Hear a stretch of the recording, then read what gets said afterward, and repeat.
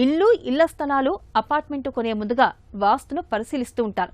మరి ప్రేక్షకులు అడిగిన ప్రశ్నలకు సమాధానాలు వాస్తు నిపుణుల మాటల్లో తెలుసుకుందాం.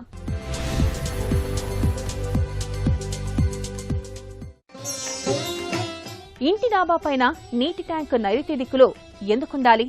వాస్తు శాస్త్రరీత్యా మనకి ఓవర్ హెడ్ ట్యాంక్ అంటే ఇంటి పైన మనం కట్టుకునేటువంటి వాటర్ ట్యాంకు ఏ విధంగా ఉండాలి అనేటువంటిది ముఖ్యంగా తెలుసుకోవాలి. చాలామంది ఇక్కడ తూర్పు రాజవీధే కనుక తీసుకుంటే, ఉదాహరణకి ఇది తూర్పు రాజవీధి.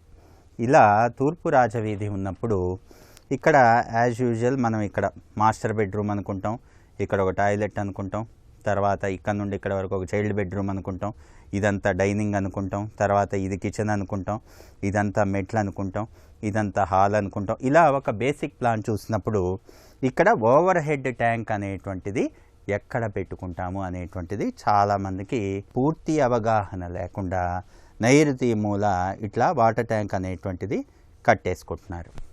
ఎప్పుడూ కూడా ఓవర్ హెడ్ ట్యాంక్ అనేటువంటిది గాలిలో ఉండాలి. ఇక్కడ గాలిలో ఉండటం ఏంటి?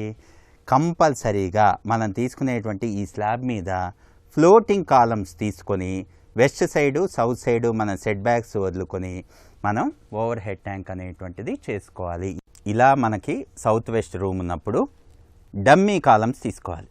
ఇలా ఒక డమ్మీ కాలమ్స్ తీసుకొని కింద ఈ యొక్క స్లాబ్కి ఆనకుండా అట్లీస్ట్ ఒక 2 to 3 feet గ్యాప్ వదిలి మనం షీర్వాల్ కన్స్ట్రక్షన్ చేసుకొని ఈ యొక్క ఓవర్ హెడ్ ట్యాంక్ అనేటువంటిది చేసుకోవాలి. అది ఎందుకు అంటే ఎప్పుడు కూడా నీరు అనేటువంటిది ఈ సౌత్ వెస్ట్ కార్నర్లో స్లాబ్కి ఆని ఉండకూడదు. అందుకే మనం కాలమ్స్ తీసుకొని గాలిలో ఉంచుతాం. అంటే ఈ యొక్క వాటర్ ట్యాంక్ కింద మనకి గ్యాప్ ఉంటుంది. అదేవిధంగా వాటర్ ట్యాంక్ చుట్టూ ప్రదక్షిణ వాస్తుంటుంది. అలా చేసుకున్నప్పుడు మాత్రమే ఇది వాటర్ ట్యాంక్ అనేటువంటిది ఆ యొక్క ఇంటికి బలాన్ని ఇస్తుంది, వెయిట్ బ్యాలెన్సింగ్ని ఇస్తుంది. చాలామందికి సందేహం, ఇక్కడ నైరుతి మూల మొత్తం నీళ్ళు ఎట్లా పెడతామండి? నీళ్లు ఉండేటువంటిది ఈశాన్యం కదా, ఇక్కడ కదా పెట్టాల్సింది, కాబట్టి ఇంటికి నేను ఇక్కడ కట్టుకుంటాను వాటర్ ట్యాంక్ అంటూ ఉంటారు. పొరపాటున కూడా అలా కట్టకూడదు. ఎందుకు?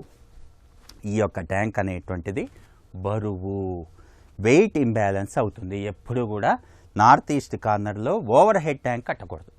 ఇక్కడ మీరు అండర్ గ్రౌండ్ సంపు చేసుకోవచ్చు. అండర్ గ్రౌండ్ సంపు అంటే ఏంటి? కింద భూమి నుండి కిందకు ఉంటుంది. ఇక్కడ ఏమిటి? పైన ఉంటుంది, ఇంటి పైన ఉండేటువంటిది కదా వెయిట్ అనేటువంటిది ఎప్పుడు బ్యాలెన్సింగ్ అవ్వాలి. ఆ బ్యాలెన్సింగ్ అవ్వాలంటే ఏం చేయాలి?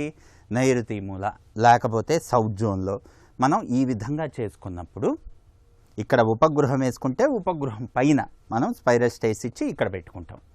అదేవిధంగా డూప్లెక్స్ కనుకోండి, ఇక్కడ మెట్లు వస్తాయి, హెడ్ రూమ్ ఉంటుంది, హెడ్ రూమ్ పక్కన మళ్ళీ పెంట్ తీసుకొని దాని పక్కన మనం ఓవర్ హెడ్ ట్యాంక్ అనేటువంటిది వేసుకుంటాం. ఈ ఓవర్ హెడ్ ట్యాంక్ అనేటువంటిది డూప్లెక్స్ ఇళ్ళకి పొరపాటున కూడా స్టెప్స్ హెడ్ రూమ్ మీద రాకూడదు.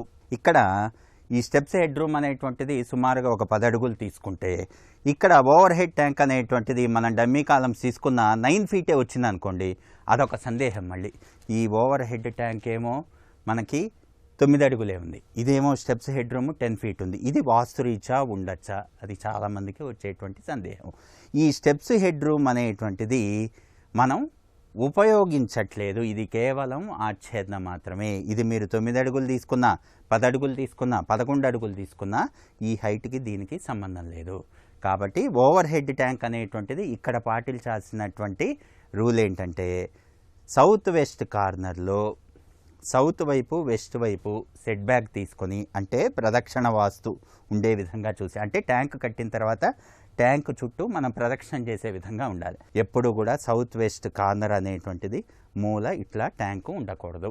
కాబట్టి అండర్ గ్రౌండ్ సంపుకు ఒక రకంగా మనకి సూత్రం ఉంటుంది, అదేవిధంగా ఓవర్ హెడ్ ట్యాంక్కి ఒక రకంగా సూత్రం ఉంటుంది.